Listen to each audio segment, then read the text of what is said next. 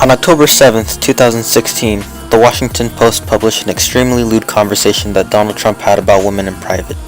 Donald Trump was preparing for his appearance on the show Days of Our Lives when he was recorded talking about women to Billy Bush as if they were nothing but sexual objects, boasting quotes such as, I don't even wait. And when you're a star, they let you do it.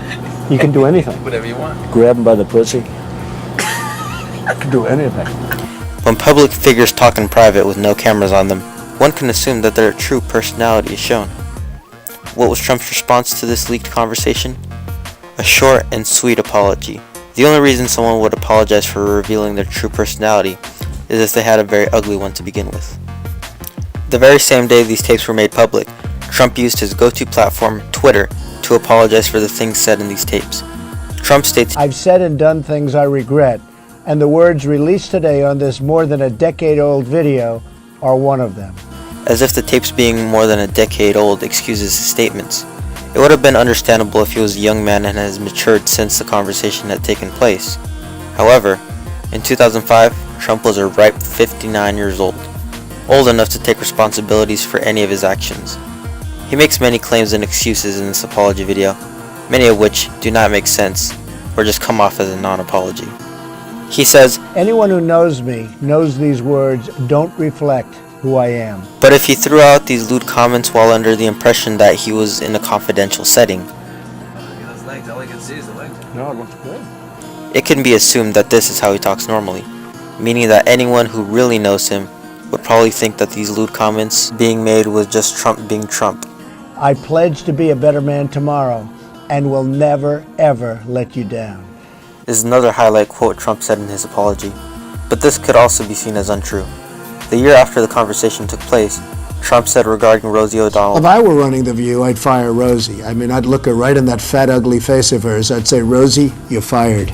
We're all a little chubby, but Rosie's just worse than most of us. But it's not the chubbiness. Rosie is a very unattractive person, both inside and out. how could Trump say that he will pledge to be a better man when after the 2005 tapes, he is still making inappropriate comments towards people? During Trump's 90-second apology, he tries deflecting the attention away from the lewd comments he is supposedly sorry for. This is nothing more than a distraction from the important issues we're facing today. He says this as if the sole purpose of these tapes is to smear him. While this comes along with the release of the tapes, the main purpose of the tapes is to show the voters how Trump talks in private, not to distract us from the important issues. Bill Clinton is also brought up.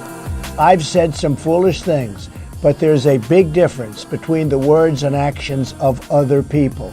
Bill Clinton has actually abused women. Not only is Bill Clinton completely irrelevant, Trump brings this up as if his lewd remarks are no big deal compared to the accusations against Bill. He mentioned this at the end of his apology.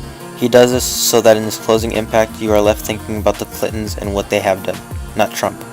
There are many components in this apology that can be seen as a non-apology apology, or a non-apology. According to the book On Apology by Aaron Lazari, a non-apology is an apology that doesn't express responsibility for wrongdoing, but may be meaningful expression of regret. An example of a non-apology can be Elizabeth Loden's apology to the Obama daughters after she criticized them for not acting appropriately during the 2014 annual Thanksgiving pardoning of a turkey. Lauren got many negative responses for singling out Malia and Sasha Obama, so she issued a formal apology on her Facebook account. She said, I'd like to apologize to all of those who I have hurt and offended with my words. Instead of apologizing for her words, she apologized for how people reacted. According to Forbes, this is an example of a non-apology. Comparing Trump's apology to Loden's apology, they are very similar. Trump says, I've said some foolish things, but there's a big difference between the words and actions of other people. He tries to shame other people for carrying out acts similar to his, while at the same time putting himself on a pedestal. There is no pedestal in being not as bad as normalizing talks of sexual assault. This is what makes Donald Trump's apology more of a non-apology. This is a man who has no real regret of what he said. It is just another case of a person who is sorry that he got caught, instead of being sorry for what he said. How are you? Nice to see you. How you doing, Ariane? Doing very well, thank you. Are you ready to be a soap star? We're ready. Let's go. Make me a soap star. How about a little hug for the Donald? He just got off the Is it bus. like a little Okay, hug thing? absolutely. A Melania little said hug for this the was bushy. I okay. just got off the bus. Oh, bushy, bushy. There we go. Excellent.